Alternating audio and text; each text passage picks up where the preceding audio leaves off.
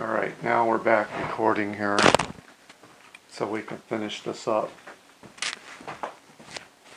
Alright, so we're going to go to John 3:16 here. It's the last video cut off there. For the Almighty has in this way loved the world that he gave his only kindred Son, so that anyone confirming faithfulness to him will not have perished, but may be inheriting everlasting life. Okay, so your translation will say one of two things. It'll say only begotten Son here, or it'll say only Son here. Okay, I think the ESV is one of those versions that says only Son.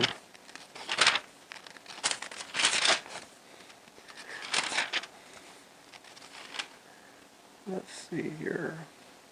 Chapter 4. Yes, the ESV says only Son. Okay, so this is the word monogenes in Greek. And mono by itself can mean only. But the ESV leaves the genes part not translated. And the older versions translate the genes part begotten, for only begotten. Now, in the 1950s or thereabout, scholars realized that only begotten was actually a mistranslation of the word.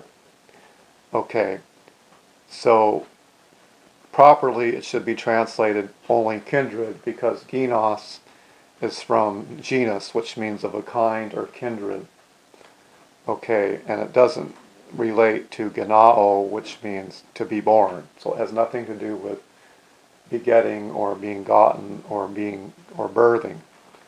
It has to do with kinship or kindred. Only kindred Son. However, they didn't want to repair the text by putting down only kindred or the equivalent of it.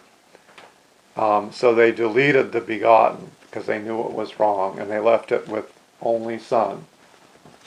That created contradictions, as pointed out by Bart Ehrman in John 1:18.